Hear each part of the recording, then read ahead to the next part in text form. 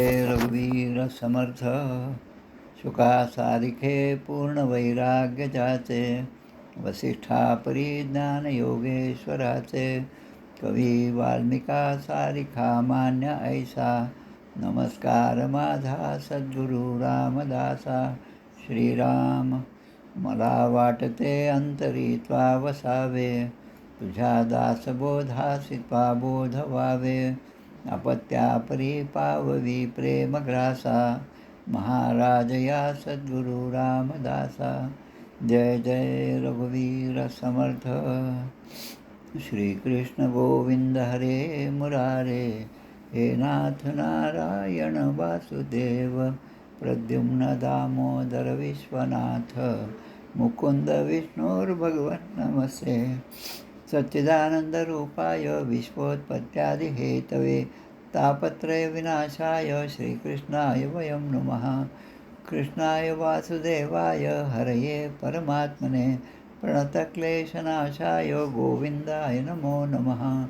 वसुदेवसुतं देवं कंसचाणूरमर्दनं देवकी परमानन्दं कृष्णं वन्दे जगद्गुरुं. कृष्णकमलपत्राक्षं पुण्यश्रवणकीर्तनं वासुदेवं जगद्योनिं नौमि नारायणं हरिं. कृष्ण कृष्णेति कृष्णेति यो मां स्मरति नित्यशः जलं भित्वा यथा पद्मं संसाराद् उद्धराम्यहम्. कृष्णाय वासुदेवाय देवकी नन्दनाय च नन्दगोपकुमाराय गोविन्दाय नमो नमः. नमः पङ्कजनाभाय नमः पङ्कजमालिने नमः पङ्कजनेत्राय नमस्ते पङ्कजाङ्घ्रे. गोपाल कृष्ण भगवान की जय. जय जय रघुवीर समर्थ. श्रीराम जय राम जय जय. श्री भगवान वाच ज्ञानं परमगुह्यं मे यद्विज्ञानसमन्वितं स्वरस्यं तदङ्गं च ग्रहाणगदितं मया यावानहं यथा भावो यद्रूपगुणकर्मकः तथैव तत्त्वविज्ञानमस्तु ते मदनुग्रहात्. अहमेवासमेवाग्रे नान्यद्यत् सदसत्परं पश्चादहं यदेतच्च यो वशिष्येत सोऽस्म्यहं. मृतेऽर्थं यत् प्रतीयेत् न प्रतीयेत् चात्मनि तद्विद्यादात्मनो मायां यथा भासो यथा तमः. यथा महान्ति भूतानि भूतेषु चावचेष्वनु प्रविष्टान्यप्रविष्टानि तथा तेषु न तेष्वहम्. एतावदेव जिज्ञास्यं तत्त्वजिज्ञासुनात्मनः अनुभवव्यतिरेकाभ्यां यस्यात् सर्वत्र सर्वदा एतन्मतं समातिष्ठ परमेण समाधिना. भवान् कल्पविकल्पेषु न विमुह्यति कदाचित्. गोपाल कृष्ण भगवान की जय.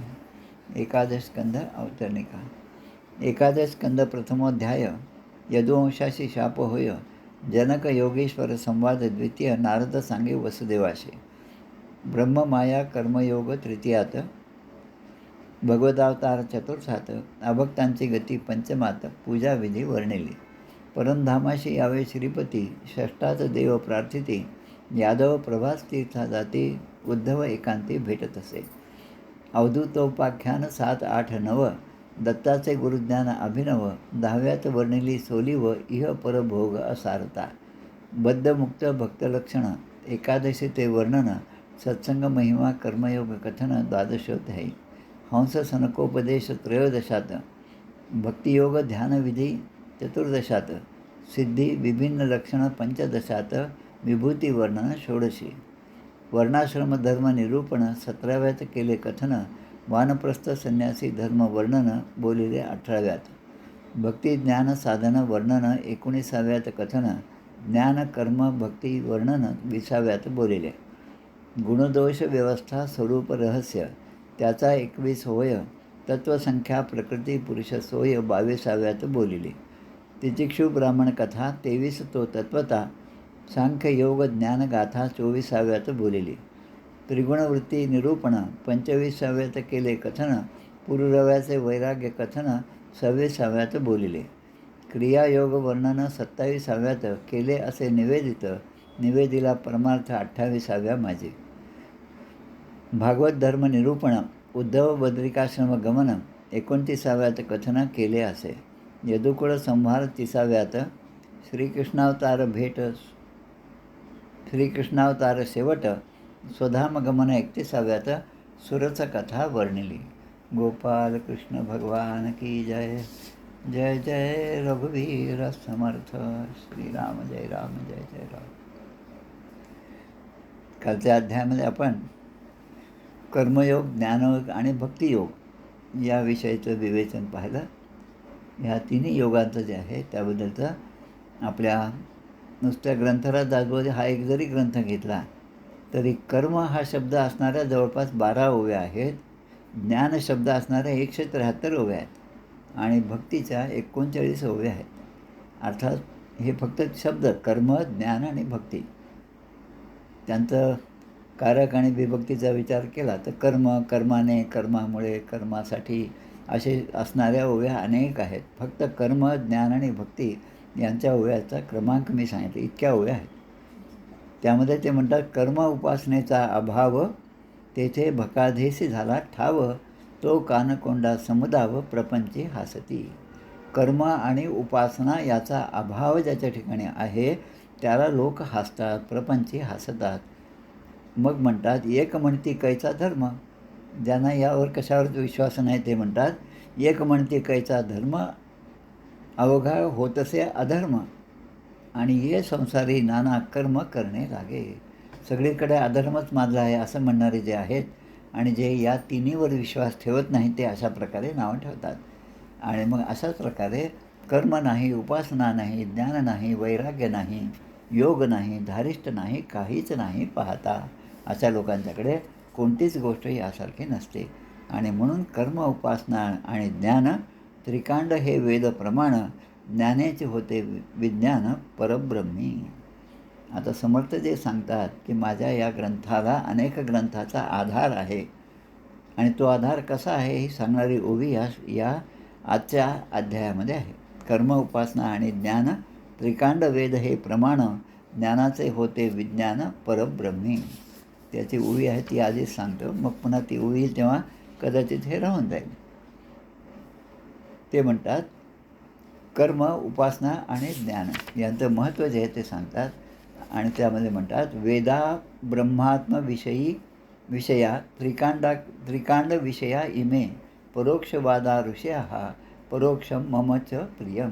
ही जी 35वी ओवी आहे 11व्या स्कंदामधल्या 21व्या अध्यायातली 35वी ओवी, याचा आधार घेऊन समर्थांनी ही ओवी आपल्याला सांगितली. कर्म, उपासना आणि ज्ञान त्रिकांड वेद हे प्रमाण, ज्ञानेचे होते विज्ञान परब्रह्मी. आता आपण आपल्या मूळ ओवीकडे किंवा या मूळ अभंग अध्यायाकडे वळूया. काल आपण बऱ्याच गोष्टी पाहिल्या. त्यामध्ये एक आहे की भक्तिभाव आणि भजन, निरूपण आणि कथा कीर्तन, प्रेमळ भक्तांचे गायन आवडे देवा. देवाला काय आवडतं? भक्तिभाव. आपला भाव कसा आहे त्यावर सगळे अवलंबून आहे. म्हणून एक श्लोकसुद्धा आहे, न देवो वर्तते काष्ठे. देव कुठे आहे? काष्ठामध्ये देव आहे का? तर न देव वर्ततो काष्ठे. न पाषाणे न मृण्मय. दगडामध्ये सुद्धा नाही आणि मृण्मय म्हणजे मातीच्या किंवा आपल्या देहामध्ये सुद्धा नाही. पण भावेही विद्यते देव, की ज्या ठिकाणी भाव आहे त्या ठिकाणी देवाचं अस्तित्व आहे. तस्मात भावोही कारणम. भाव असेल तर त्या ठिकाणी देवाचं अस्तित्व आहे. म्हणून भाव हे महत्त्वाचं आहे आणि भाव हा भक्तीनेच निर्माण होतो. माणसाच्या ठिकाणी परमेश्वराबद्दलचं प्रेम जे आहे त्याचा भाव जो आहे, अष्टसात्विक भाव जो उदयाला येतो तो त्या भक्तीमुळेच उदयाला येतो. आता आजचा जो विषय आहे 21व्या अध्यायाचा, त्यामध्ये पुन्हा हेच आहेत कर्म, भक्ती आणि ज्ञान. पण आताच ते सांगतात, गुण दोष व्यवस्थेचे स्वरूप आणि रहस्य. गुण आणि दोष, प्रत्येकामधले गुण सांगितले आणि दोषसुद्धा सांगितले आणि त्याचं स्वरूप काय आणि ते दोन्ही सांगण्याचं रहस्य काय हे आजच्या अध्यायामध्ये आपल्याला पाहायचं आहे. य एतान मत्पथो हित्वा भक्तिज्ञान क्रियात्मकान क्षुद्रान कामांश्चले प्राणैश जुषंतः संसरती ते. भक्ती, ज्ञान आणि कर्म हे जे तिन्ही आहेत ते 3 मार्ग मी तुम्हाला सांगितले भगवान म्हणतात. आणि ते सोडून म्हणजे या मार्गाने न जाता जो कोणी आपल्या इंद्रियांच्याद्वारे या संसारामध्ये जन्म घेतल्यानंतर हे क्षुद्र असे भोग भोगत असेल, म्हणजे आता कुठल्या दृष्टीने मला माझी मुक्ती नको, आता नरदेह मिळाला, ईट ड्रिंक अँड बी मेरी. 31 डिसेंबरचा जो उद्योग असतो तो याच पद्धतीचा आहे. त्याला आपण चार्वाकाचं तत्त्वज्ञान म्हणतो, की खा प्या आणि मजा करा, पुढचा जन्म कोणी पाहिला, असे ज्यांचे विचार असतील त्यांच्याबद्दल भगवंत म्हणतात, क्षुद्रान कामाश्चलही प्राणैही. म्हणजे मी सांगितलेले ते 3 मार्ग महत्त्वाचे जे आहेत ते सोडून जे इंद्रियांच्याद्वारे हे भोग भोगतात ते मात्र या ठिकाणी वारंवार जन्ममृत्यूच्या चक्रामध्ये फिरत राहतात. आता हे गुण आणि दोष असे दोन्ही का सांगितले वेदांमध्ये, असा प्रश्न येत असेल तर त्याचं उत्तर म्हणजे असं सोपं आहे, की आमचे ब्रह्मचैतन्य गोंदवलेकर महाराज म्हणतात, त्यांचं जे ते टेबल कॅलेंडर असतं ते आता आमच्या घरात 2-3 ठिकाणी आहे, देवघरामध्ये सुद्धा आहे. रोज आपली तारीख बदलली की ते कॅलेंडरचं ते नवीन त्यांचं वचन जे आहे ते त्यामध्ये असतं. ते म्हणतात की माणसाने लबाडी करू नये, प्रत्येकाशी सरळपणाने वागावं, प्रेमाने वागावे, सत्वगुणाने आपण असावं. पण ज्याच्याशी आपल्याला संबंध येतो तो समोरचा माणूस आहे, तो सुद्धा त्याच भावाने आपल्याशी व्यवहार करेल अशी खात्री नसते. तो एखाद्या वेळेस आपल्याशी लबाडी करू शकतो, तो आपल्याशी खोटं बोलून काहीतरी फायदा करून घेऊ शकतो स्वतःचा, पण त्यांनी लबाडी केली हे मात्र आपल्या लक्षात आलं पाहिजे. हे महाराजांचं खूप चांगलं वाक्य आहे. नाहीतर काय होतं की हा पारमार्थिक आहे, हा सरळ मार्गाने जाणार आहे, असं याचा अर्थ असा घेतात की याला कोणीही फसवू शकतं. आता मला कोणी फसवत आहे किंवा माझ्याशी व्यवहार करताना त्याच्या मनामध्ये काही कपट आहे, हे त्याचं कपट ओळखण्या एवढी लबाडी आपल्याजवळ असली पाहिजे. अगदी साधं छान त्यांच्याच चरित्रातले अनेक उदाहरणं आहेत. मागे पण सांगितलं कोर्ट केस जी आहे त्याबद्दलचं सुद्धा आहे. त्यांची आणि त्यांच्या नातेवाईकांची कोर्ट केस कोर्टामध्ये सुरू होती. ती पूर्ण ते जिंकले आणि जिंकल्यावर त्यांना ते सगळं जे काय मिळालं, संपत्ती असेल किंवा इस्टेट असेल, स्थावर असेल, ते सगळं त्यांना परत देऊन टाकलं. मग एकाने विचारलं की त्यांनाच परत द्यायचं होतं, तुम्ही असं का केलं? की मी ह्याच्यासाठीच केलं की दुसऱ्याची लबाडी आपल्या लक्षात आली पाहिजे आणि ती लक्षात येऊन आपण त्याच्याशी तसं वागलं पाहिजे. कारण अजून एका प्रवचनामध्ये आमचे काय श्यामसुंदर डॉक्टर श्यामसुंदर पाराशर यांचं भागवत कथा आहे, जवळपास 4-5 भागवत कथा आतापर्यंत आम्ही ऐकल्या. त्यामध्ये ते म्हणतात की रामाच्या ठिकाणी अनेक गुण होते. रामो विग्रहवान धर्म. प्रत्यक्ष धर्माचा विग्रह म्हणजे राम आहे. रामाच्या चरित्रात रामाचे अनेक स्वभाव जे आहेत, स्वभावाचे पैलू जे आहेत ते आपल्याला दिसतात. पण प्रत्येक वेळेस त्यांचंच आचरण करावं असं नाही. पण ते करत असताना कृष्णाचा सुद्धा विचार मनात आणला पाहिजे. कृष्णनीती, कृष्णाचं जे म्हणजे प्रत्येक प्रसंगामध्ये जसा त्याचा विचार असेल कृष्णाचा, भगवंताचा, तो सुद्धा आपण लक्षात घेतला पाहिजे. हे फार महत्त्वाचं आहे. आणि मग आता हे गुणदोष सांगताना पुढे म्हणतात की आपापल्या अधिकारानुसार एक दृढनिश्चय असला पाहिजे. आपल्या मनामध्ये एक दृढनिश्चय असला पाहिजे, एक संकल्प असला पाहिजे आणि असा ज्याच्या ठिकाणी आहे त्याला या ठिकाणी भगवंताने गुण असे म्हणलेले आहे. आणि त्या अधिकाराच्या किंवा धर्माच्या विरुद्ध वागणं हा त्या माणसातला दोष आहे. कोणी धर्माच्या विरुद्ध वागत असेल तर तो त्याचा दोष आहे. संध्याकाळची वेळ आहे, प्रसन्न वेळ आहे, पण कोणी नुसतंच पलंगावर झोपलेला आहे आणि आळसामध्ये जर तो तसाच पडून राहिला तर हा त्याच्या ठिकाणी असणारा दोष आहे. आणि मग मनामध्ये जे जे विषय येतात, जे जे संकल्प येतात, त्याला आशीर्वाद देणारे भगवान शंकराची स्वारी ही प्रत्येक ठिकाणी असते आणि ते सुद्धा आशीर्वाद देतात. मग आपल्या मनात पापही जरी आलं तरी तेच आपल्याला पुढे भोगावं लागतं. आणि म्हणून म्हणतात गुण आणि दोष यांच्या स्वरूपाविषयी हा निश्चय जो आहे तो भगवंताने सांगितला. आता दुसरा विचार या ठिकाणी आहे की शुद्ध अशुद्धी विधीयते समानेष्विपी वस्तुषु द्रव्यस्थम किंचित सार्थम गुणदोषौ शुभाशुभौ. 3-4 गोष्टी यामध्ये सांगितल्या की एक तर जी वस्तू आपण भगवंताच्या पूजेसाठी वापरणार ती शुद्ध असली पाहिजे आणि पवित्र असली पाहिजे. आता शुद्ध आणि पवित्र यामध्ये थोडासा फरक आहे की आपले वस्त्र जे आहे ते शुद्ध म्हणजे एकदम पांढरं स्वच्छ छान डाग नसलेलं वगैरे असणं तर ते स्वच्छ झालं. पण पवित्र असणं म्हणजे जी काही फुलं आपल्याला त्या भगवंताच्या पूजेसाठी घरामध्ये उपलब्ध असतील ती पूजेसाठी आणलेली फुलं आपण समोर ठेवून लगेच त्याला स्पर्श करू नये. त्यावर पाण्याचं प्रोक्षण करावं.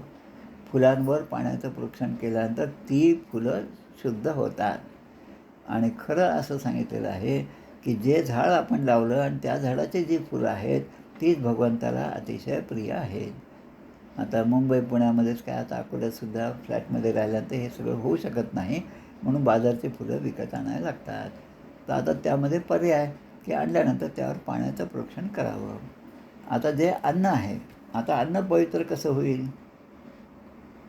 तर ते जे अन्न आहे देवापुढे आपण ताट मांडलं नैवेद्याचं, त्यावर प्रोक्षण करावे, तर ते पवित्र होतं. आता जे भांडे आहेत घरामध्ये आपण स्वयंपाकाला वापरते भांडे आहेत, आता ते भांडे आपण कशाने, मातीने, राखेने, आजकाल काय नवीन नवीन निघतात त्या सगळ्या पदार्थांनी घासलं म्हणजे ते शुद्ध होतात.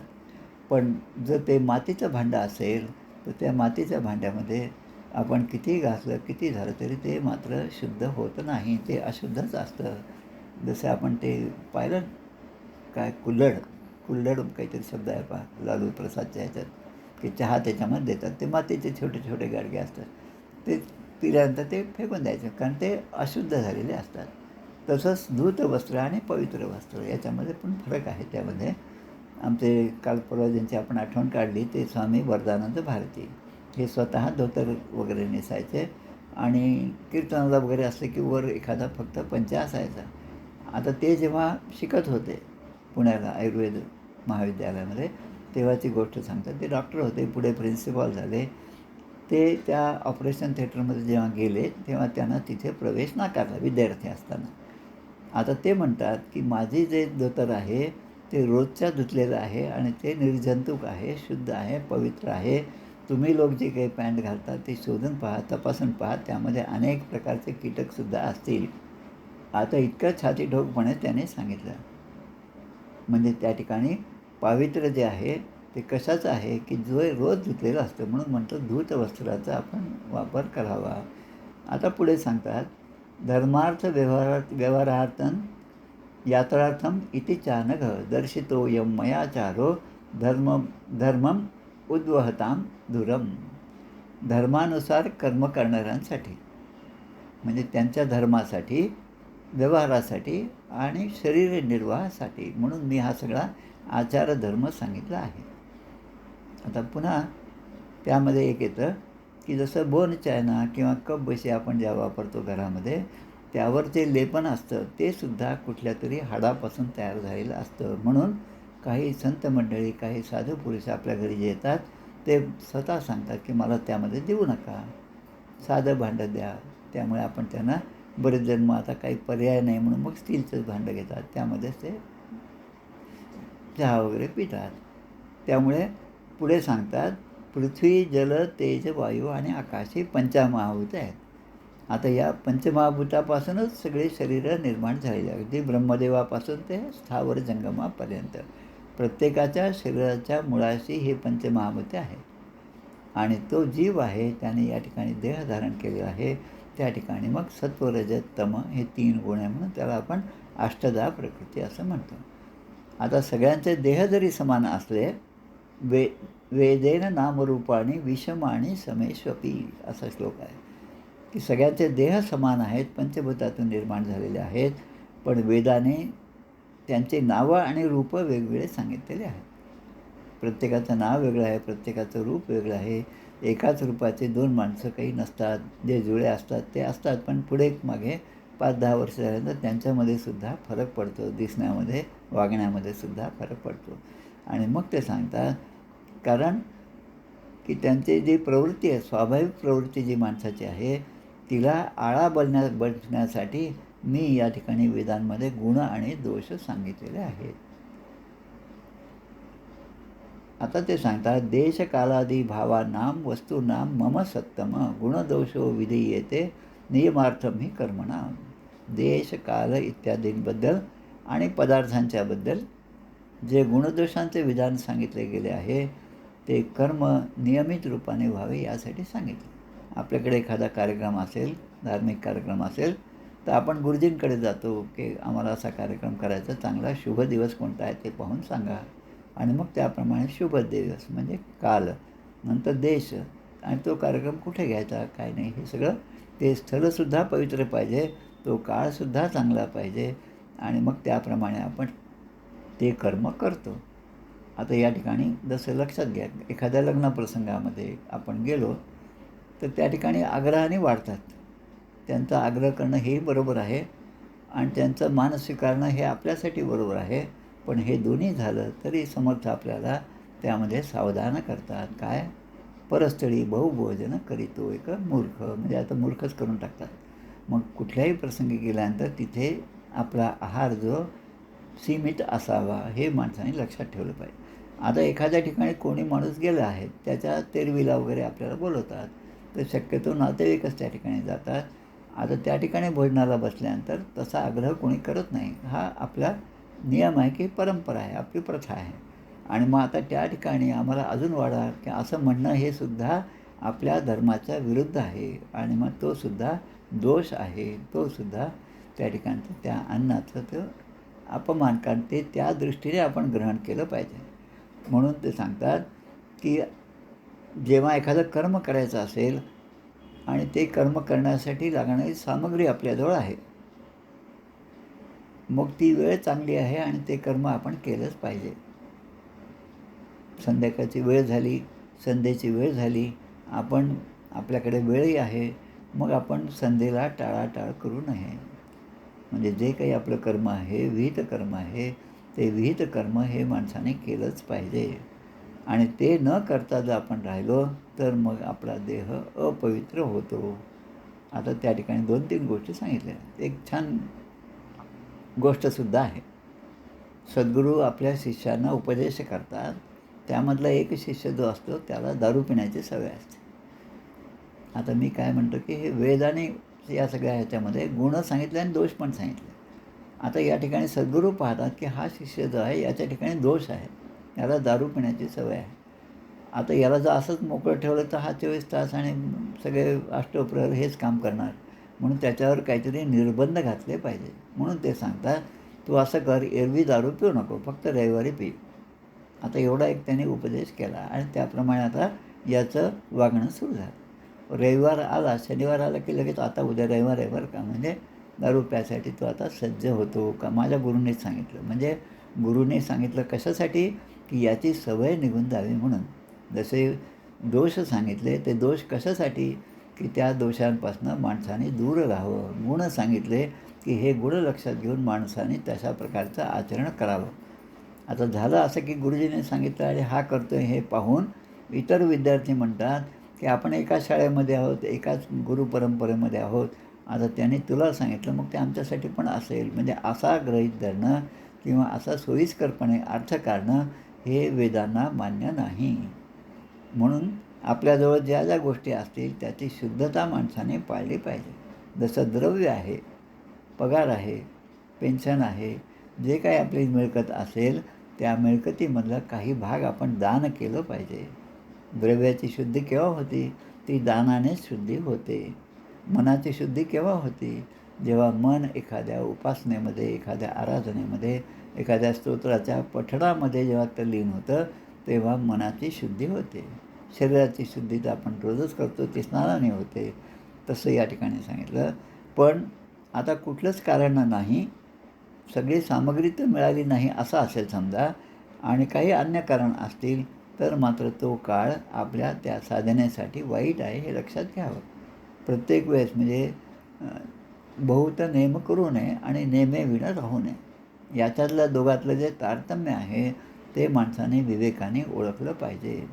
मी असंच करतो आणि त्याशिवाय मला चालत नाही हा आग्रह किंवा या गोष्टीचा अहंकार सगळीकडे बाळगून चालत नाही. एखादी वेळ अशी येते की आपला नियम थोडासा मोडता घ्यावा लागतो. भगवान श्रीकृष्णाचे सांगा ते काय म्हणतात भीष्मांच्या ह्याच्यात, की मी युद्धामध्ये येईल पण हातामध्ये शस्त्र धारण करणार नाही. आता ही प्रतिज्ञा केली. आता भीष्म म्हणतात तुमची प्रतिज्ञा आहे पण मी तुम्हाला शस्त्र धारण करायला लावीन. आता प्रतिज्ञा कोणी मोडली? भगवंताने मोडली. आणि कोणासाठी मोडली? त्यांच्या भक्तासाठी मोडली. म्हणजे हे सुद्धा लक्षात घेतलं पाहिजे. गुण आणि दोष आहेत, त्या दोष त्यापासून साधारणपणे सगळ्यांनीच दूर राहायला पाहिजे आणि गुण जे आहेत ते मात्र आत्मसात केले पाहिजे. आपल्या ग्रंथराज दासबोधामध्ये काही समास असे आहेत, ज्यामध्ये सद्विद्या निरूपणाचा समास आहे. त्यामध्ये काही जोड्या दिलेल्या आहेत. वक्ता आणि नैराश्यता. वक्ता आणि नैराश्यता म्हणजे वक्ता आहे, बुद्धिमत्ता आहे, 450 लोकांना गोळा करून तो चांगल्या चांगल्या गोष्टी त्यांना सांगतो. हे वक्त्याचं गुण झाले. आणि वक्ता हा अनेक उदाहरणं देण्यामध्ये कुशल असतो, हे सुद्धा आहे. आणि अशाच वक्त्याचं चयन श्रीमद भागवताचं इथे करावं, असं भागवतामध्ये आपल्या महात्म्यामध्ये सुद्धा सांगितलं आहे.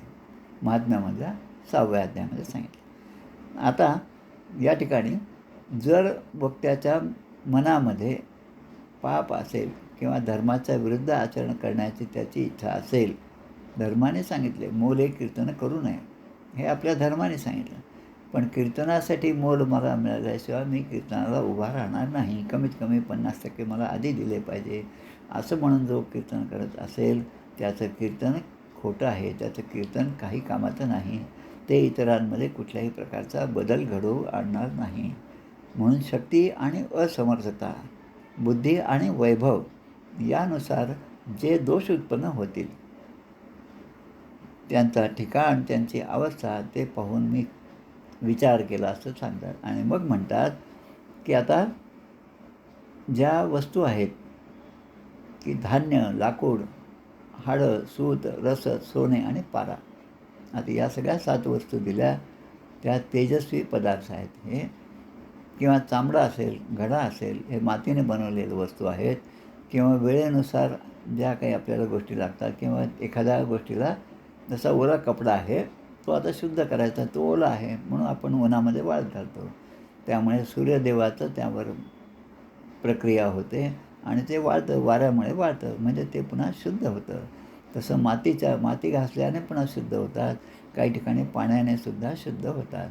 तर पदार्थांची कधी अनेक पदार्थाने, कधी एकाने सुद्धा शुद्धी होत असते. आता दुर्जन माणूस एखादा आहे, मुळामध्ये दुर्जन आहे आणि तो खूप विद्वानसुद्धा आहे. मग आता त्याची विद्वत्तेकडे आपण लक्ष द्यावं की त्याच्या दुर्गुणाकडे लक्ष द्यावं? तर असं म्हणतात की त्याच्या दुर्गुणाचा त्याग करावा. कारण रत्न, मणी यांनी अलंकृत असलेला एखादा सर्प असतो, तो सुद्धा विषारीच असतो. दुर्जनो परिहर्तव्यो विद्यया भूषितोपि सन्, मणीना अलंकृतं सर्पः किमोसो न भयंकरः.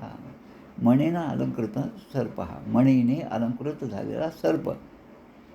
आता त्याच्या डोक्यावर मणी आहे, तो चमकत आहे, त्याचा प्रकाश सगळीकडे आहे, हा त्याचा चांगला गुण किंवा चांगली गोष्ट त्याकडे पाहावं की त्यामध्ये विष आहे या गोष्टीकडे पाहावं, हे माणसाने तारतम्याने समजलं पाहिजे. न धर्मशास्त्र पठतीति कारण न चापि वेदाध्ययनं दुरात्मनः, स्वभाव एवात्र तथा रीतिच्यते यथा प्रकृत्या मुद्रम गवाम पयः. की धर्मशास्त्राचा अभ्यास केला, वेदाध्ययन केलं, पण मुळामध्ये तो जर दुष्टात्मा असेल तर ते काय कामाचं? स्वभावाचा म्हणजे चांगल्या स्वभावाचा नाही, आणि प्रत्येकजण आपापल्या स्वभावानुसार वागत असतो, त्या स्वभावाने तो प्रबळ झालेला असतो. पण गाईचं दूध मात्र जे ते नेहमीच चांगलेच आणि गोडच असतं. आता इथे उदाहरण देतात की रावणाचं उदाहरण आहे. रावण हा दशग्रंथी ब्राह्मण होता, अनेक वेदांचा, उपनिषदांचा अभ्यास त्याचा होता आणि विद्वान होता, शंकराचा सगळ्यात जवळचा भक्त होता, पण त्याच्या ठिकाणी तो दुष्टपणा होता. मग आता रावणाचं गुणगान गायचं का त्याचा दुष्टपणा पाहून त्याचा तिरस्कार करायचा, हे आपण ठरवलं पाहिजे. आदिशंकराचार्यांचं एक स्तोत्र आहे, प्रश्नोत्तरी नावाचं प्रकरण आहे. 60-65 त्यामध्ये श्लोक आहेत आणि त्यामध्ये एक एक प्रश्न विचारलेला आहे आणि त्या प्रश्नाचं उत्तर दिलं आहे. हे जे आपण ऑनलाईन हा जो वर्ग सुरू केला, त्याच्या सुरुवातीला प्रश्नोत्तरीवर काही प्रवचनं माझी झाली होती. त्यामध्ये एक श्लोक येतो, किं भूषणात भूषणम अस्ति शीलम. भूषण म्हणजे अलंकार. सगळ्या अलंकारामध्ये सगळ्यात चांगला अलंकार कोणता, असा प्रश्न त्या ठिकाणी शंकराचार्य उपस्थित करतात आणि त्याचं उत्तर देतात. काय आहे भूषण? सगळ्यात चांगलं भूषण काय आहे? शीलम, पवित्र शील, हे सगळ्यात महत्त्वाचं. स्वामी विवेकानंद अमेरिकेत गेले तेव्हा तिथले लोक त्यांना हसले, कारण यांनी फक्त अंगावर न शिवलेले कपडे घातले होते. खाली लुंगी असेल, वर पंचा असेल, भगवा रंगाचा होता, डोक्यावर पुन्हा फेटा आहे तोही भगवा रंगाचा. त्यांचा हा वेश पाहून एखादा अस्वल वगैरे जसं गावात आल्यानंतर मुलं त्याच्या मागे लागतात तसे इतर सगळे मागे लागले.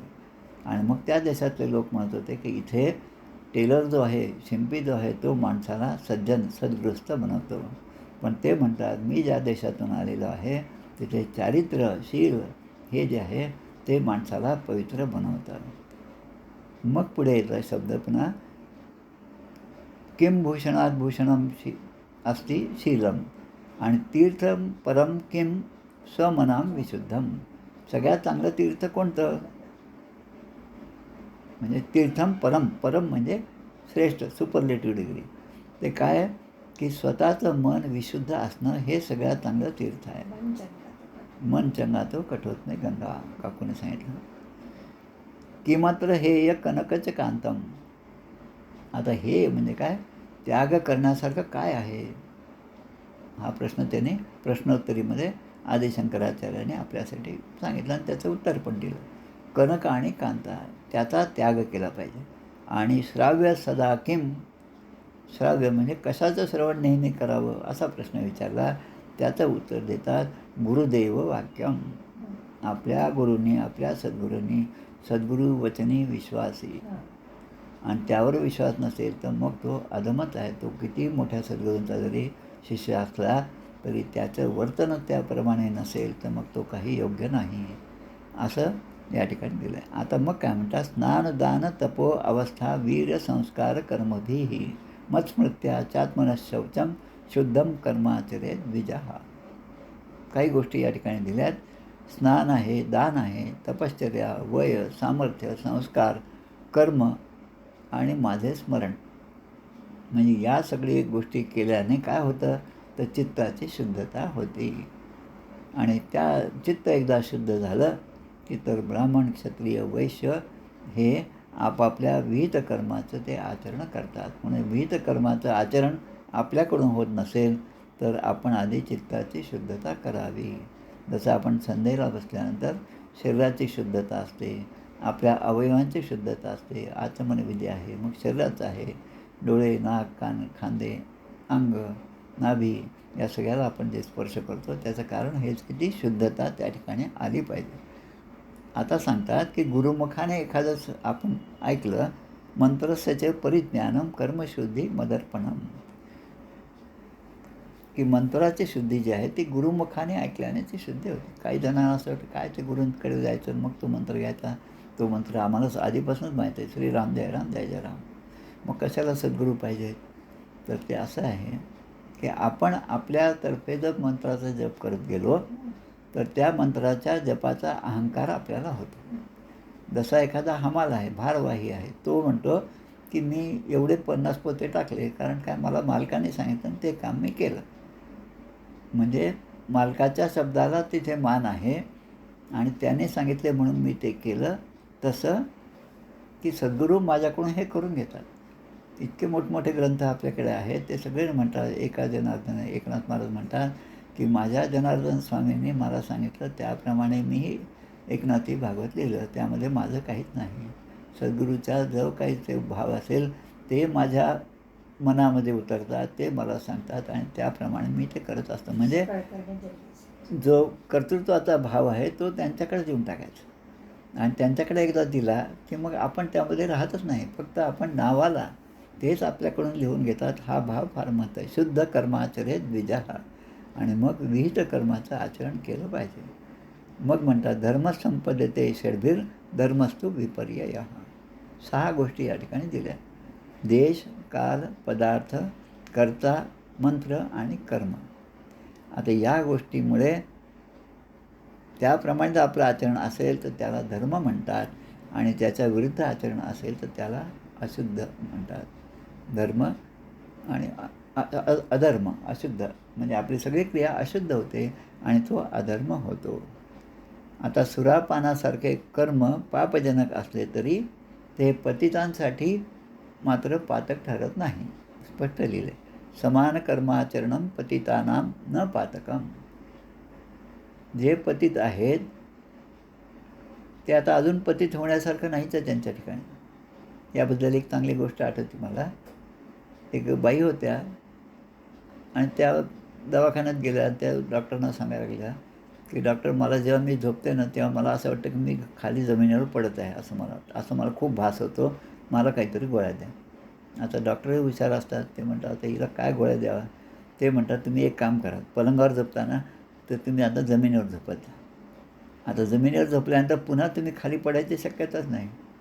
आता त्या बाईंना काही तिचं समजत नाही, पण घरी गेल्यावर जेव्हा जमिनीवर झोपतात, तेव्हा मग हळू-हळू काही दिवसानंतर त्यांचा हा जो भास होता, मी खाली पडत आहे, खाली पडत आहे, हा नाश झाला. तसं या ठिकाणी जे पतित आहेत, मग आता ते अजून काही पातक केलं म्हणून ते पतित झाले असं काही राहतच नाही. त्याप्रमाणे जे यती आहेत, जे संन्यासी आहेत त्यांच्यासाठी सांगितले, स्त्री संग हा दोष आहे. कोणासाठी? संन्याशांसाठी.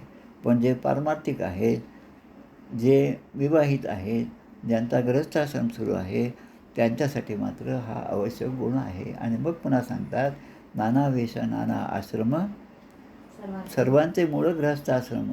कारण काय? तर तेथे पावती विश्राम त्रैलोक्यवासी. त्रैलोक्यवासी दत्त गुरु, दत्त आदिनाथ गुरु हे जे आहेत, हे सुद्धा भिक्षा मागतात.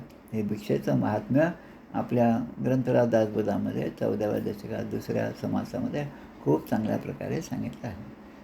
आता पुढे म्हणजे काय, पतित जे आहेत ते पुन्हा दुराचरणाने अधिक पतित होईल असं काही शक्य होणारच नाही. आता म्हणतात, यतो यतो निवर्तेत विमुच्यते ततस्ततः एष धर्मो नृणां क्षेमः शोकमोह भयापहा. ज्या ज्या वस्तूपासून मनुष्याचं मन निवृत्त होते, कंटाळला बा आता अजिबात नको, मग निवृत्त होतं मन त्याच्यापासून. आणि मग असं जेव्हा होतं तेव्हा तो त्याच्या बंधनापासून मुक्त होतो.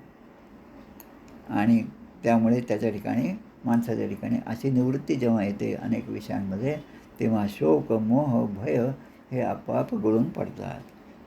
विषयेषु गुणाध्यासात पुंसः संगस्ततो भवत संगात तत्र भवेत कामः कामात एव कलिर्नृणाम्.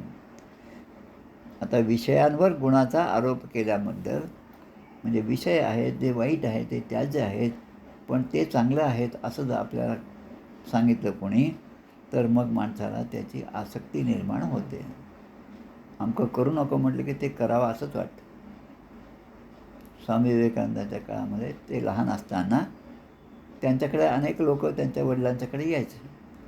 आता ती गोष्टच आहे त्या चरित्रामध्ये आहे. आणि त्यावेळेस त्या काळामध्ये ते काय म्हणतात त्याला, हुक्का. तर हुक्का जे आहे तर ते त्यांनी ते टेबलावर मांडले होते, त्यांचे जे काही मित्र वडिलांचे येणार होते त्यांच्यासाठी. आणि ही सगळी तयारी असताना स्वामीजी त्या ठिकाणी आले आणि त्यांनी पाहिलं. आणि मग त्या ठिकाणी त्या हुक्क्याच्या पुढे लिहिलं होतं, त्या त्या येणाऱ्या पाहुण्यांचा धर्म, त्याची जात जी आहे ती तिथे लिहून ठेवली. मग स्वामी म्हणतात ते त्यांच्या मनामध्ये येतं की या धर्माच्या माणसाने, या जातीच्या माणसाने हा हुक्का ओढायचा, याने हा हुक्का ओढायचा, असं जे तुम्ही लिहिलं, मग आता यामध्ये काही फरक आहे का, हे मला तपासून पाहायला पाहिजे. म्हणजे माणसाची जिज्ञासा माणसाची म्हणण्यापेक्षा लहान मुलाची कशी वाढते ते या ठिकाणी लक्षात येते. आणि मग वडील नाहीत असं पाहून स्वामीजींनी त्या ठिकाणी प्रवेश केला आणि त्या हॉलमध्ये असणारे एक एक हुक्का ते उडून पाहू लागले. तेव्हा वडील त्या ठिकाणी आले. वडिलांनी हे पाहिलं, तू काय करतेस म्हणून त्यांना रागवले. तेव्हा स्वामी म्हणतात, मी पाहत होतो या प्रत्येक हुक्क्यामध्ये काय फरक आहे. म्हणजे असं की आसक्ती निर्माण कशामुळे होते, की जो विषय त्यागाचा आहे त्याच्याबद्दल जर प्रेम निर्माण झालं तर मग माणसाला त्या दोषयुक्त वस्तूबद्दलची आसक्ती निर्माण होते. आणि अशी जर आसक्ती झाली तर मग संगात तत्र भवेत कामः. मग त्याच्यापासून काम निर्माण होतो आणि कामादेव कलिर्नृणाम्. आणि त्या कामातून पुढे कलह निर्माण होतो. जसं आपल्या गीतेमध्ये जसा श्लोक आहे, ध्यायतो विषयान् पुंसः संगस्तेषु उपजायते संगात संजायते काम कामात क्रोधो विजायते क्रोधात भवति सम्मोहः सम्मोहात स्मृतिविभ्रमः स्मृतिभ्रंशात बुद्धिनाशो बुद्धिनाशात प्रणश्यति. म्हणजे आला, आणि मग समर्थ आपल्याला सांगतात, आला क्रोध नावरे तो एक मूर्ख. आणि याची सुरुवात कुठे झाली आत्ताच्या श्लोकाची, क्रोधापासून. मग एक एक गोष्टी निर्माण, म्हणून तो क्रोधच होणार नाही. आणि त्या क्रोधावर नियंत्रण असलं पाहिजे, नसेल तर ते मूर्खाचं लक्षण आहे. आता पुढे सांगतात, की लहान मुलं जे आहेत त्यांना औषधं द्यायचं. ते औषध कदाचित कडू पण असू शकतं. म्हणून आई त्याला काहीतरी प्रलोभनं देते. समोर काहीतरी दाखव, तू एवढं कर मग मी तुला हे देते. त्याला वाटतं काय आता एवढंसंच आहे तर पिऊन टाकावं. 2 चमचेच तर आहे, पिऊन टाकावं. आईचा आग्रह, आईचं प्रेम, आईवरचं प्रेम हे पाहून त्या बालकाला असं वाटतं की बरं ठीक आहे मी घेतो आणि मग ते घेतल्यानंतर मला हे मिळणार आहे. म्हणजे प्रलोभन पुढे आहे. तसं आपल्या प्रत्येक स्तोत्रामध्ये, प्रत्येक ग्रंथामध्ये प्रलोभन दिलेलं असतं. त्या प्रलोभनामध्ये कोणत्या कोणत्या गोष्टी असतात तर त्यामध्ये पहा की स्तोत्र जे आहेत, प्रलोभन कसं, धनार्थे लभते धनम, पुत्रार्थे लभते पुत्रम, आणि दुसरीकडे आरतीमध्ये आपण म्हणतो सुखसंपत्ती घर आवे, कष्ट मिटे तनका. हे प्रलोभन आहे. आता हे प्रलोभनामुळे माणूस तिकडे वळतात आणि होता होता ते प्रलोभन जे आहे ते कमी होतं आणि तो भक्तिमय असं त्याचं हृदय, त्याचं अंतःकरण होतं. आता मनुष्यांची मने स्वभावतःच आपलं अकल्याण करणारे विषय, इंद्रिय आणि आप्तेष्टांमध्ये आसक्त असतात स्वभावतःच. लहान मुलं आहे, 2, 4, 5 महिन्याचं मूल झाला, येणारे पाहुणे येतात, त्या मुलाकडे पाहता, अरे वा छान आहे, चांगला झाला तुमचा मुलगा, की आता आईबापाला एक कौतुक असतं. कोणी आलं की त्याचं गुणगान गायचं त्या मुलाचं. आता पहा नुसतं 3, 4 महिन्याचाच झाला, पण त्याच्या हातातलं जर आपण काढून घेतलं की लगेच तो रडायला लागतो आणि त्याला दिलं की तो आनंदात झोपून राहतो, पडून राहतो. आता यामधला कोणता गुण आहे, कोणाचं आपण कौतुक करावं आणि कोणाचं करू नये, हे इथंच माणूस चुकतो. त्याला जेव्हा त्याची वस्तू काढून घेतली याचं दुःख होतं आणि तो रडतो, आणि त्याची वस्तू त्याला मिळाली म्हणजे त्याला आनंद होतो. आता इथून त्याच्या स्वार्थाच्या शिक्षणाची सुरुवात झाली. हे माझं आहे, हे माझं आहे, हे त्याच्या मनामध्ये आलं आणि पहिल्या दिवशीच आपण त्याचं कौतुक करतो दुसऱ्यांच्या समोर. पण पुढे तो स्वार्थ बळावला की स्वार्थामुळे झालेला अनर्थ आहे तो आपल्यालाच, म्हणजे वरच्या पिढीला, आईवडिलांना, मुलाच्या ठिकाणीचा स्वार्थ पाहून पुन्हा वाईट वाटायला लागतं की अरे आम्ही याकडे लक्ष नाही दिलं म्हणून त्याची आज अशी अवस्था झाली असं. म्हणून फलश्रुती जी आहे ती फलश्रुती फार महत्त्वाची आहे. जसं आपल्या ग्रंथराज दासबोधांमध्ये फलश्रुती काय आहे की आता श्रवण केली ते फळं क्रिया पालटे तत्काळ. ग्रंथ, स्तोत्र, नामस्मरण, जप, ध्यान हे सगळे विधी केल्यानंतर काय होईल, क्रियेमधला पालट. आणि आमचे काय निळोबरायांचा एक अभंग आहे, यात्रा केली याचे खूण नाही पालटले अवगुण. म्हणजे सगळी यात्रा केली, सगळं केलं, पण जर अवगुणच पालटले नाही आपल्यामधले तर मग त्या यात्रेचा उपयोग काय. तर आपल्यामधले अवगुण जावेत, क्रिया पालटे तात्काळ. तो क्रिया पालट जो आहे तो जर ग्रंथाच्या वाचनाने दिसत असेल तर अशा ग्रंथाचं वाचन आपण केलं पाहिजे. पुढे म्हणतात कामिनः कृपणः लुब्धा पुष्पेषु फलबुद्धयः अग्निमुग्धा धुमंताताः स्वं लोकं न विन्दति ते. विषयाची इच्छा करणारे जे लोक आहेत ते स्वर्ग इत्यादी आपल्याला प्राप्ती व्हावी म्हणून त्या स्वर्गाच्या प्राप्तीलाच फळ समजतात, आपण केलेल्या कर्माचं फळ समजतात. पण जेव्हा स्वर्गामध्ये ते जातात आणि या आत्तापर्यंत मिळालेलं जे काही पुण्य असेल ते त्यामध्ये उपभोगायला मिळतं आणि उपभोग घेता घेता ते पुन्हा या मर्त्य लोकामध्ये पुन्हा येतात, परत येतात.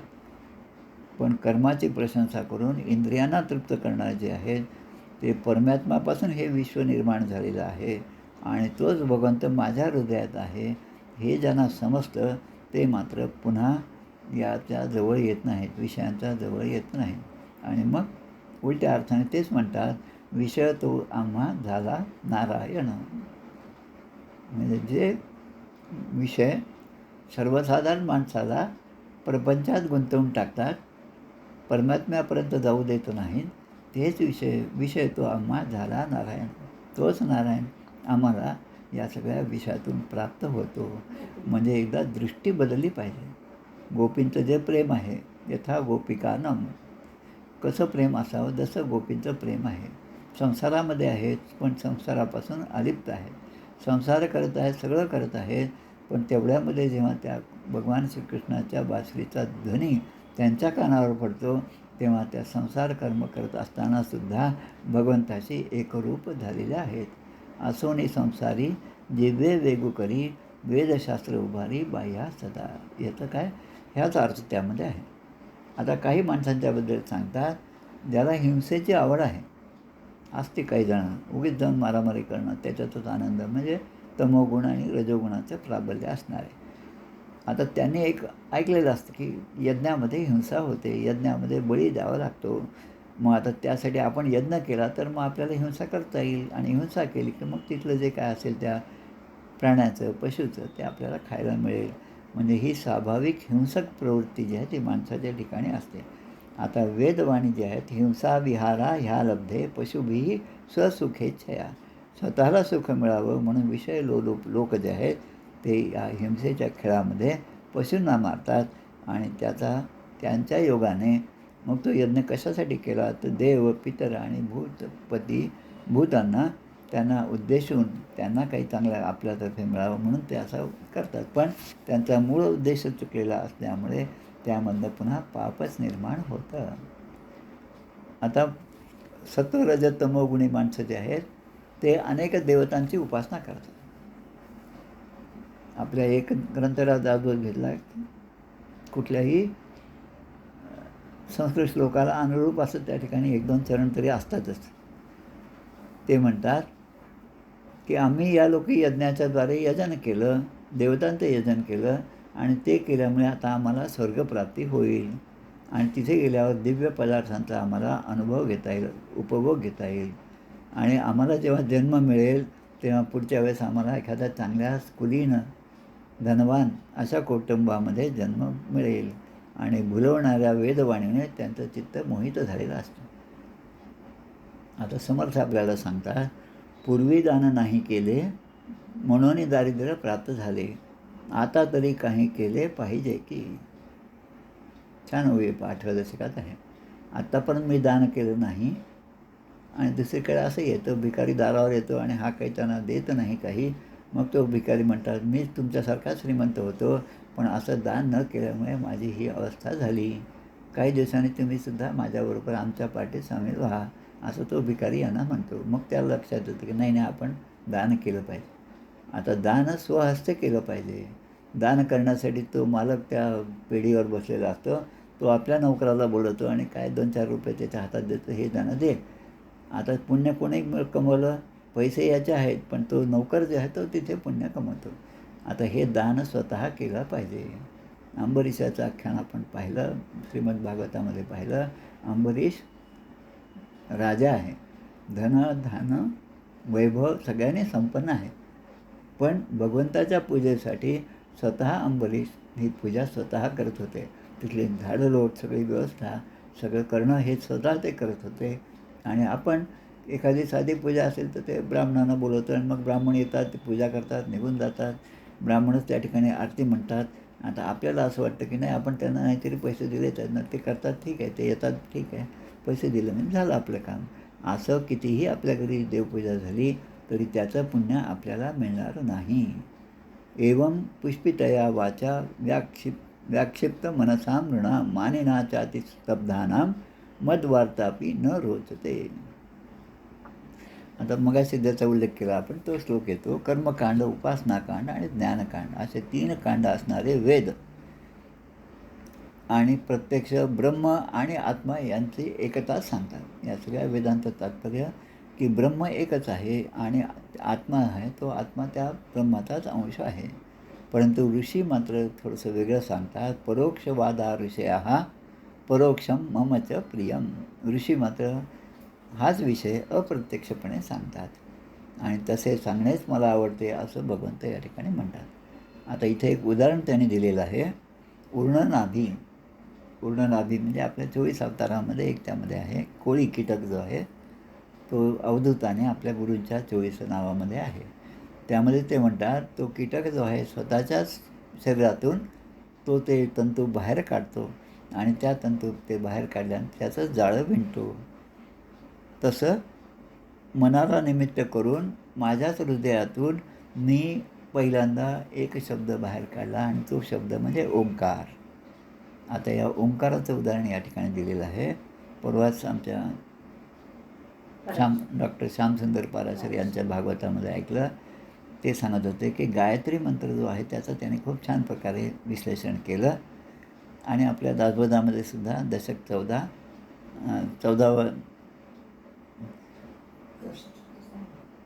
दशक 7मध्ये 14 ब्रह्माचं सगळं उल्लेख केला. ओम इत्येकाक्षर ब्रह्म. हा मग ते म्हणतात गायत्री मंत्रामध्ये जो ओम शब्द आहे सुरुवातीला अ उ आणि म. आता हे जे 3 शब्द आहेत हे 3 वेदातून घेतलेले आहेत. अ हा शब्द ऋग्वेदातून घेतलेला आहे. उ जो शब्द आहे तो यजुर्वेदामधून घेतलेला आहे आणि सामवेदामधून म शब्द घेतला. आता शब्द घेतला म्हणजे त्या त्या वेदाची सुरुवात त्या अक्षराने झालेली आहे आणि ते ओम असं हे अक्षर आहे. आणि मग जो गायत्री मंत्रामध्ये शब्द येतात तत्सवितुर्वरेण्यम भर्गो देवस्य धीमहि, या प्रत्येकामध्ये 8 अक्षरं आहेत.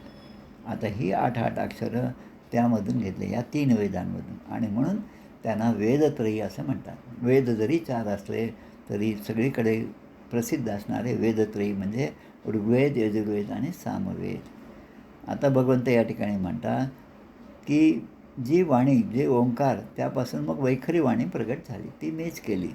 आणि मग आपण जसं आपलं पाणिनींचं व्याकरण असेल, मराठी हिंदीचं व्याकरण असेल, त्यामध्ये आपण शिकतो जेव्हा अक्षर ओळख होते तेव्हा स्पर्शवर्ण म्हणजे स्पर्श केल्यानंतर तो आपल्याला शब्द ऐकत अक्षर ऐकत क पासून म पर्यंत हे जे आहे स्पर्शवर्ण. नंतर स्वर म्हणजे स्वतंत्रेण विराजते इति स्वरम. स्वर जे आहेत ते स्वतंत्र असतात, ते कोणावर अवलंबून असतात. पण व्यंजनं जे आहेत ते स्वरांवर अवलंबून असतात. नुसतं व्यंजन जर आपण म्हटलं क म्हटलं तर ते क हलंत असतं, पण त्या कला जेव्हा अची जोड मिळते तेव्हा ते पूर्ण होतं.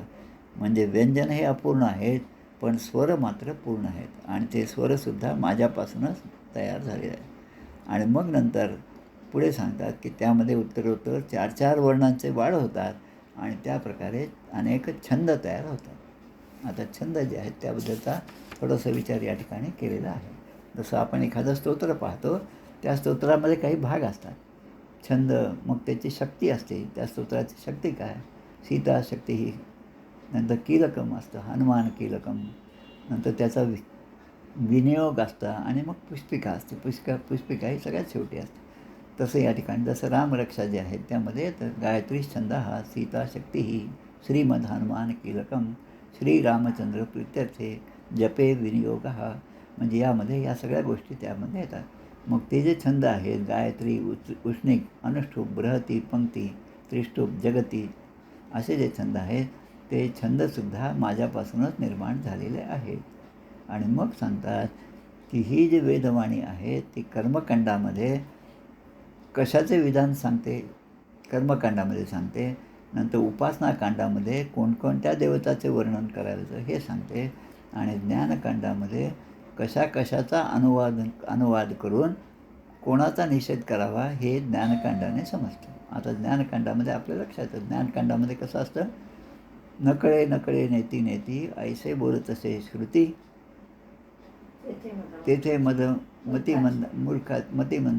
तेथे मूर्खाची मती पवाडेल कोठे. म्हणजे न कळे नेती नेती म्हणजे ज्ञानकांडामध्ये साधक जो आहे तो सगळं जाणून घ्यायची इच्छा करतो आणि मग हे असं आहे का, मग म्हणतो नाही तसं नाही, मग असं आहे का, असे 10-5 उदाहरणं देतो आणि मग त्याला प्रत्येकाचं उत्तर नेती न इति असं उत्तर देतं. हा मार्ग झाला ज्ञानकांडाचा. आता उपासनाकांड जे आहे त्या उपासनाकांडामध्ये इथे म्हणलेलं आहे, उपासनाकांडामध्ये कोणकोणत्या देवाचे वर्णन करते, देवतांचे वर्णन करते. ही माझी वेदवाणी कोणकोणत्या देवतांची उदाहरणं देते, वर्णन करते. तर अनेक प्रकारचे देव आहेत. समर्थांनी खूप असं 6व्या, 5व्या आणि 6व्या दशकामध्ये इतक्या गोष्टी दिल्या आहेत. त्या कोणकोणत्या देवता आहे हे सुद्धा आपल्याला माहीत नसेल. पण जो देव मला प्रसन्न होतो, एखादी गोष्ट चांगली माझ्याकडे घडायची असते त्याच्या आधी मी त्या देवताचं सहजपणे नाम घेतो. ते मला माहीत पण नसतं पण मी घेतो. पण माझा दृढ विश्वास होतो की मी ते नाम घेतल्यामुळे मी आज त्या देवाला जाऊन आलो, त्या देवीचं दर्शन घेतलं आणि आल्याबरोबर ही बातमी कळाली. असं जेव्हा येतं तेव्हा माणसाचा विश्वास त्या त्या देवतेवर बसतो. म्हणजे काय की जी देवता मला प्रत्यक्ष रूपाने प्रसन्न झाली असं वाटतं आणि माझं कार्य सफळ होतं. त्या देवतांवर माझा विश्वास बसतो आणि ती माझं आराध्य दैवत होते. आता उपासकासाठी ते उपासक, उपासना आणि उपास्य दैवत अशा 3 गोष्टी आहेत. आता कर्मकांड जे आहे ते कर्मकांड जे आता याज्ञिक असतील, ब्राह्मण असतील, आपल्या घरी येऊन पूजा करणारे ते कर्मकांडी असतात. त्यावर कर्मकांडावर त्यांचा फार विश्वास असतो. हे असं पाहिजे, तसं पाहिजे, 49 सुपाऱ्या पाहिजेत, त्या देवता आहेत, त्या तांदूळावर ठेवल्या पाहिजेत, मग त्यामध्ये कुठलीही चूक घडू नये. नवे कर्मयोगे नवे भोग त्यागे, समर्थ आपल्याला सांगतात. पण या सगळ्यांमधनं एकच आहे की रामनाम जे आहे किंवा भगवंताचं नामस्मरण यामध्ये कुठल्याही प्रकारचा दोष नाही. आपण 10व्या स्कंदामध्ये पाहिलं यज्ञपत्नींवर भगवंतांनी केलेली कृपा. आता त्या यज्ञपत्नी ज्या आहेत, त्या ब्राह्मणाच्या पत्नी ज्या आहेत, त्या सगळ्या भगवंतासाठी नैवेद्य तयार करत असतात. भगवंताने आपल्या या साथीदारांना तिकडे पाठवलं की भूक लागली आहे, पहा तिथे जाऊन यज्ञ सुरू आहे, काय मिळतं का पहा आणि माझं नाव सांगा, मला भूक लागली म्हणून सांगा. आता ही परीक्षा पाहण्याची वेळ होती. ते जेव्हा ब्राह्मणांकडे गेले तेव्हा ब्राह्मणाने त्याला आधी हाकलून दिलं. जसं बैठकीमध्ये आपण बसलेलं असतं आणि कोणी आलं की आपण काहीतरी उत्तर देतो त्याला परत पाठवलं. पण घरच्या बायकाने ते ऐकल्यानंतर कोण होतं ते, इकडं आत बोला, पुन्हा त्याला आत बोला आणि मग आत बोलल्यानंतर तो काहीतरी आपल्या कामाचा आहे जेव्हा घरच्या लोकांच्या लक्षात येतं तेव्हा मग आपल्याला आपली चूक लक्षात येते. तसं या ठिकाणी झालं. त्या यज्ञपत्नीने सगळ्या गोष्टी सोडून दिल्या. अजून नैवेद्य व्हायचा आहे, देवाला नैवेद्य दाखवायचा आहे, पण जे जे पाहिजे ते टोपल्यात भरलं आणि त्या लगेच भगवान श्रीकृष्ण ज्या ठिकाणी त्या जंगलामध्ये सगळ्या मित्रांसोबत बसले होते, ज्यांना तिथे भूक लागली ते नेऊन दिलं. आता भगवंत त्यावर प्रसन्न झाले, कारण खरा धर्म जो आहे तो यांना समजलेला आहे. यज्ञपत्नींवर कृपा केली. आता ज्या जेव्हा परत जातात तेव्हा ते सगळे ब्राह्मण म्हणतात आम्ही इकडे मंत्र, अनुष्ठान, कर्मकांड ह्यामध्येच इतके गुंतलेलो होतो की आम्हाला हे लक्षातच नाही आलं की स्वतः भगवंत या ठिकाणी भुकेला आहे आणि ज्या भगवंताच्या प्राप्तीसाठी, ज्या भगवंताच्या प्रसन्नतेसाठी आपण सगळं हे कर्मकांड करत असतो, तोच भुकेला असेल तर मग आपल्याला या कर्माचं फळ कसं मिळणार. आणि म्हणून कर्मकांडामध्ये यज्ञरूपाने माझंच विधान केलेलं आहे. उपासनाकांडामध्ये हेच मला देवता असं म्हणतात आणि ज्ञानकांडामध्ये माझ्याशिवाय दुसरं काही न ती असं म्हणतात.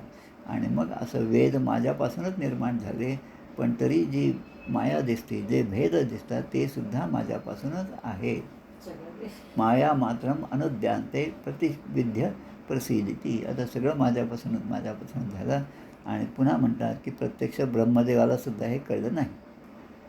आता प्रत्यक्ष ब्रह्मदेवाला कळलं नाही असं जेव्हा भगवंत म्हणतात तेव्हा आम्हाला हे कळलं असं म्हणणं हे किती चुकीचं आहे. हे सहजपणे प्रत्येकाने आत्मपरीक्षण करावं आणि ते समजून घेण्यासाठी आपल्या सद्गुरूंचा जो आशीर्वाद आपल्याला असावा तो प्राप्त व्हावा यासाठी प्रसिद्ध प्रसिद्ध प्रसिद्ध असं आपण म्हणतो. आणि काही जर चुका केल्या असतील मग त्यामध्ये क्षम्यताम क्षम्यताम क्षम्यताम असं आपण शेवटी 3दा म्हणतो. याचं कारण तेच की चुका असतील त्यासाठी क्षम्यताम आणि जे काही असेल आमच्यावर कृपा आपल्याला करायची त्यासाठी आम्हाला प्रसन्न व्हा, प्रसिद्ध प्रसिद्ध प्रसिद्ध. आणि असं म्हणून भेदाचा सुद्धा निषेध केला आणि देव प्रसन्न झाले. असं या 21वा अध्याय या ठिकाणी समाप्त होतो. इथे श्रीमद्भागवते महापुराणे पारमहंस्यां संहितायां 11 स्कंदे 21 हा श्रीकृष्णार्पणमस्तु. आरती म्हणे. जय हो जय श्री भागवता, आरती करे तुझ भगवंता. जय हो जय श्री भागवता, आरती करे तुझ भगवंता. श्री शुकमुनीने परम भक्तीने नाना परीने गायले जा हरिचरिता. आरती करे तुझ भगवंता. वेद तरुचे मधुर फळ स्वादुर सोज्वळ. आत्माराम मुनी अचळ सेवुनी करीती जन सफळ. महापर्वणी आली अवनी की अगरणी भवजलतरणी ती पतिता आरती करी तुझ भगवंता. येथे व्यासांची वाणी सार्थक हरिगुण गावोनी. शास्त्र पुराणी मुकुटमणी परम प्रेमामृत जननी. सहज सेविता भाविक भक्ता उदारदाता मोक्षतत्वता देहाता. आरती करे तुझ भगवंता. गमते जडो मानस तीर्थ 12 सोपाने युक्त. निर्मल भक्ती जले भरित विहरे हरिहंस चितेत. श्लोक सुगमले संत अलिकुले सेवुनी रमले भान विसरले रसपिता. आरती करी तुझ भगवंता. अपार महिमा ग्रंथाचा वदवे ना कोणासाचा. मेवा कविवर संतांचा प्राणची कीर्तनकारांचा. जणबोधाचा स्वयंप्रभेचा 12 कळीचा रवी अंतरिचा तमहरता. आरती करी तुझ भगवंता. ग्रंथ नव्हे हा श्रीकृष्ण गीते वेधी मन पूर्ण. अनन्य होता या शरण खचित टळे जन्म मरण. त्रिताप जाती चिरये शांती नाथ ही वदती रामपदी ठेवी माता. आरती करी तुझ भगवंता. जय हो जय श्री भागवता. आरती करी तुझ भगवंता. गोपाल कृष्ण भगवान की जय. जय जय रघुवीर समर्थ. श्रीराम जय राम जय जय राम.